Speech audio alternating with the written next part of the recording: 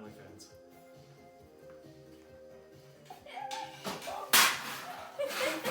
That's so funny. Right, welcome to a real awkward YouTube channel because I do not do video. But I do a whole bunch of fun shit sometimes, so I thought might be time to start doing something about it. Yeah, so this is an H22A. We're gonna build it. So we got a H22 closed deck model block out of a Prelude of some sort, whatever year they came out of. We've left the bores on 87mm, so just factory, no honing. It didn't really want to touch the FRM bores. They're in really good nick. There's no lip or anything on any of the bore walls. So this was just going to be a ring and bearing and put back in a race car, but now we've gone a little bit further than expected. Starting off, we have this two Alpha HBM forged rods. We've got Mal, their drop-in package for the 10cc dome. Nice new pistons to go into it. Skunk Alpha bloody titanium valves, they're quite nice. Going into it, then we could only get ACL non-coated bearings for the mains here in New Zealand, which was a bit of a pain. Normally I'd like to run the race bearings which have a nice coating on them. However, we can get the big ends with the coating, which is good. So quite a few bits to go into it. Titanium retainers, bigger valve springs, brand new front dampener, that's a rod box with head studs in it, and then I think stage 1 cams. It turned out that they had a better for what we were aiming for. And then we've got P13, which is black top H22A head, which has had all the seats cut, new guides.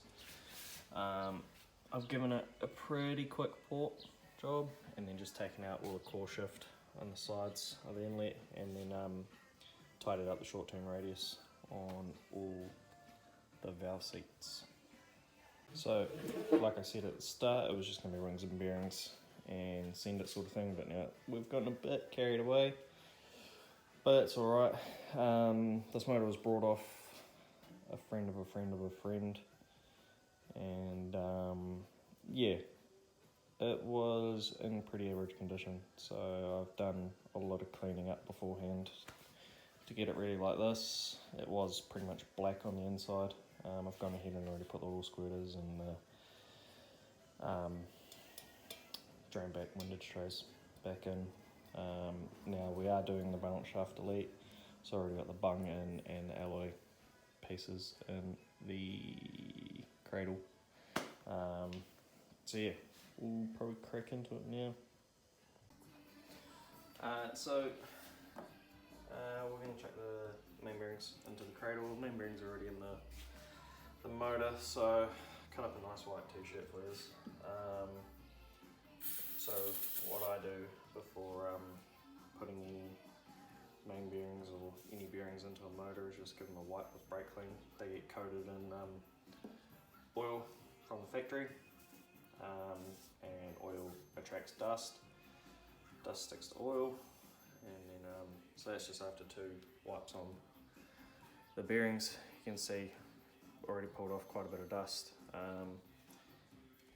Obviously it's not going to blow your motor up or anything like that if you don't do this. It is just habit and trying to give the motor its best go at life and longevity. So just a little bit of knowledge for you.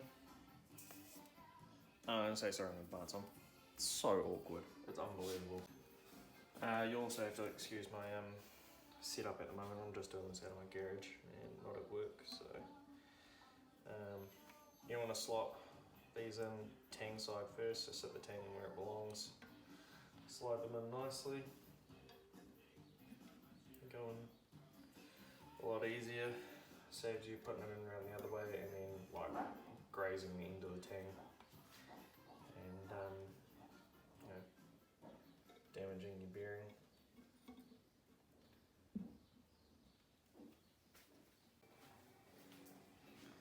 So it doesn't matter what assembly lube you use, personal preference for everyone I guess. I use a Lucas product and it's the only Lucas product that I'll use. Otherwise any oils or anything else that goes into a motor will be Total. I swear by Total Oil, never had an issue in any of our race motors or anything like that. But I do give credit's due, and Lucas makes a good assembly lube product. So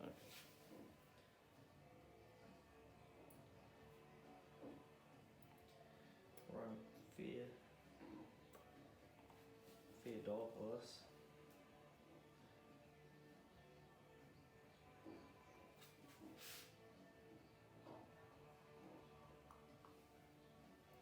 So wipe through with your fingers, or see, do this with clean hands. My hands are clean.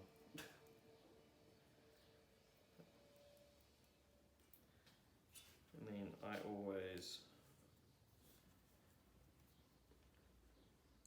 because it's so thick, run it on the back of your thrust washer so it glues the thrust washer in for you.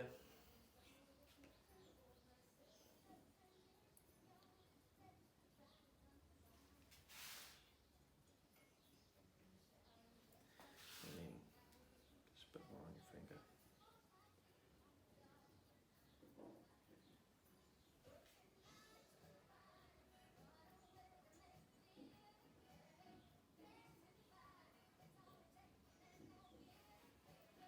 Alright, so now we can put the crank in.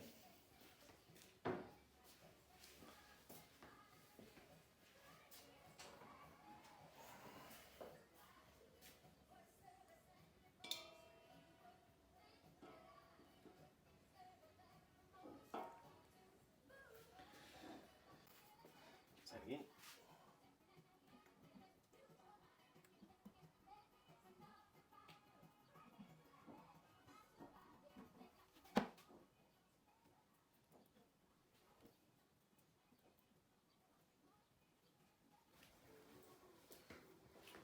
So now you got your cradle all gooed up.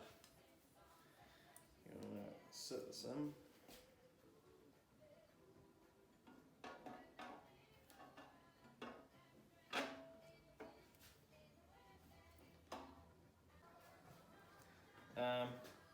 So this is ARP motor lube and a beautiful paintbrush. We're going to do a little bit of arts and crafts. No. So any bolting surface that gets torqued and is under high load, I like to chuck quite a bit of ARP lube under the surface. So this is just a little tub of lube. So just go through and do all your surfaces. Yum. Fucking bit.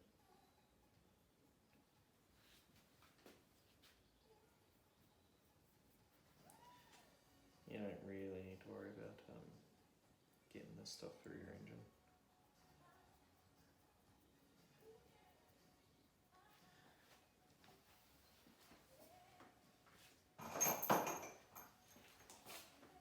So now you want to do the same with the threads on your bolts for your mains.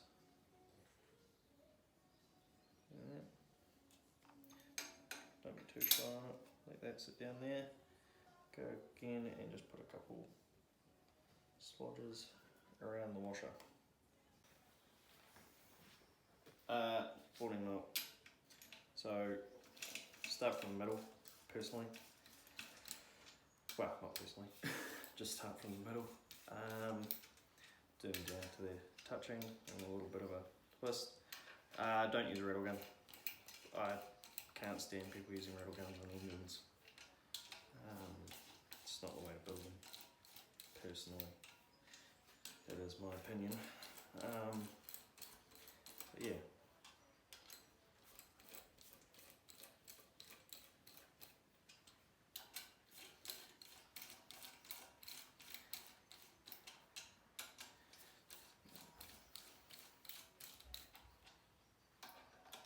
Just working all the bolts down. Unless if you're doing it by hand, then you know the threads are good.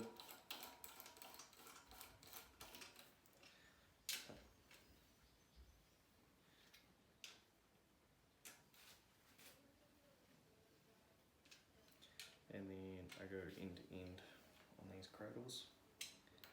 May not be the right thing to do, but that's the way I do it.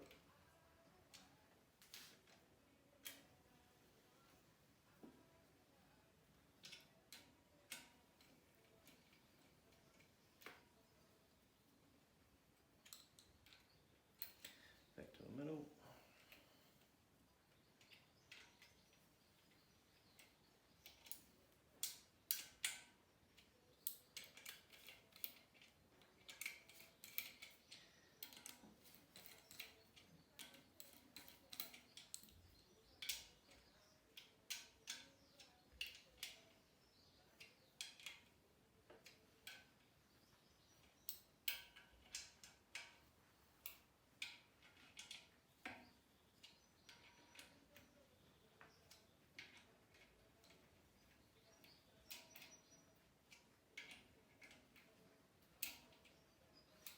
So now you want to torque it up.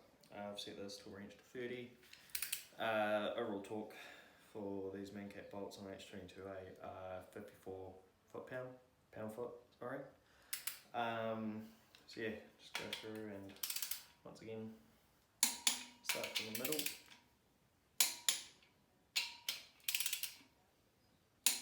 And seeing it's on a pretty big brace, we'll go in diagonals.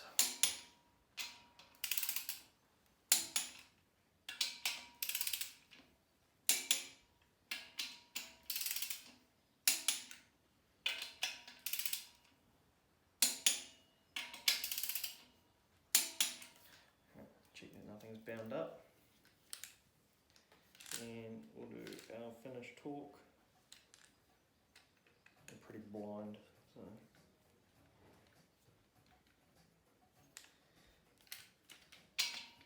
I won't get too much movement out of this, but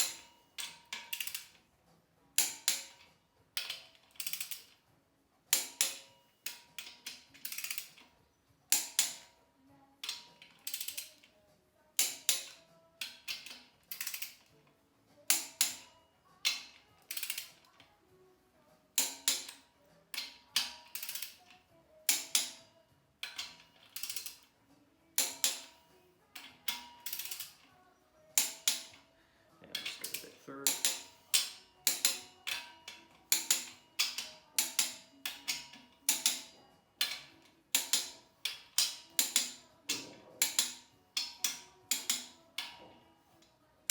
Yeah, that's why you always go through, because once it pulls down, it can always come down a bit more. So crank turns around nice and freely.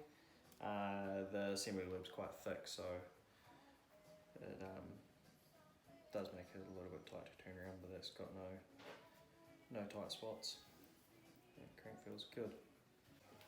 So what we're going to do here looks a bit rough, but you actually want to just give it, you don't want to beat the shit out of it, but just give the crank a bit of a whack, and that seats everything in place. So what we're doing here is we're going to measure how much thrust it has. So look at that. It's like it's preset up. Then you want to grab a decent screwdriver. You don't need to lean on it. Set dial gauge at 0. if you don't have dial gauge, then you'll be able to feel it. At least you want to check that it actually does have thrust clearance, so you just want to put it between a counterweight and the cradle and move it so that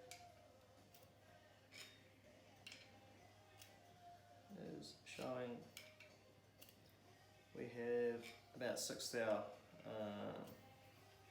I'd say actually 7, sorry, 7 thou of thrust movement. I think the maximum you can have in these is like 18 thou, which is wild. So yeah, we're well on spec there, and now we can start sizing up our piston to the bore.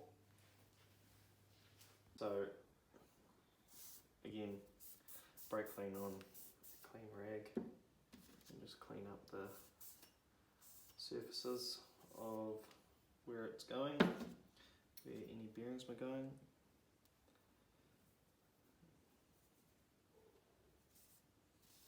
Give it a wipe. You can see the difference, and once you wipe all the oil off them, what their coating actually looks like.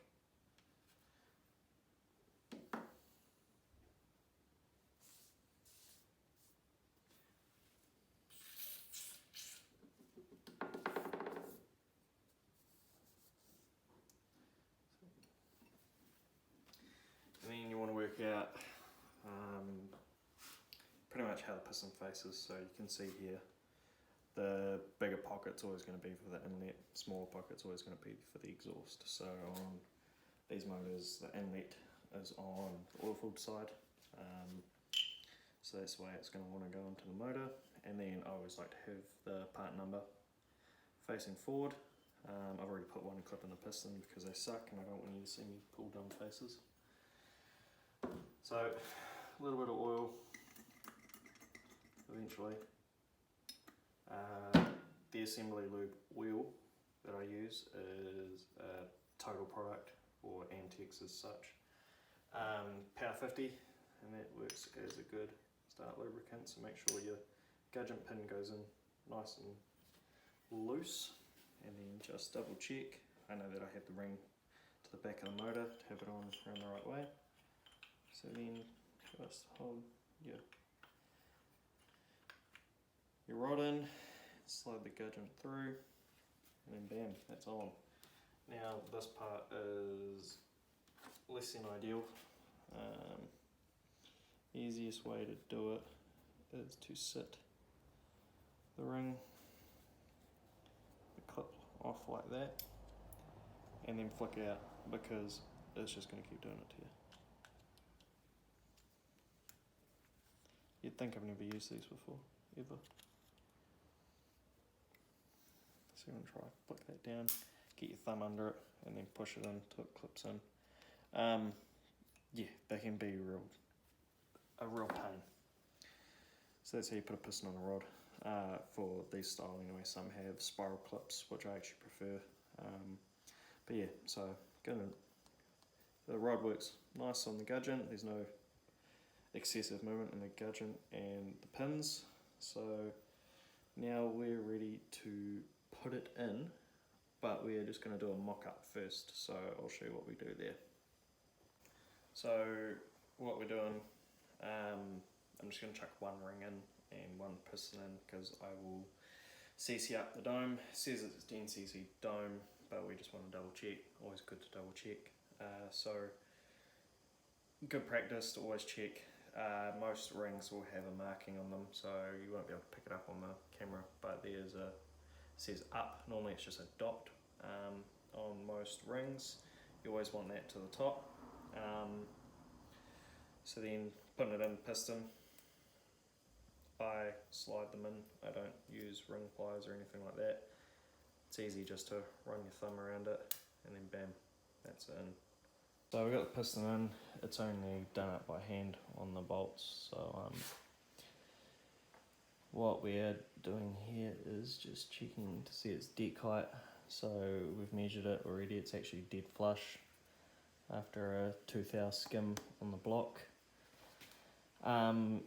So what I want to do, because it's a high compression build and I want to be able to tell what the compression's actually going to be, so we'll just lower it down to wherever. And then it's the first episode of this. I'm not a YouTuber or a great talker at all.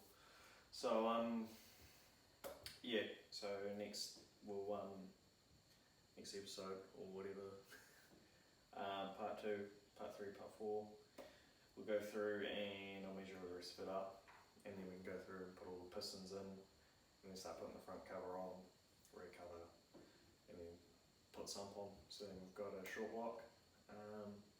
Then we'll look at CCing the head and officially working out a compression ratio and what we're going to be. And then just keep bolting it together, I guess.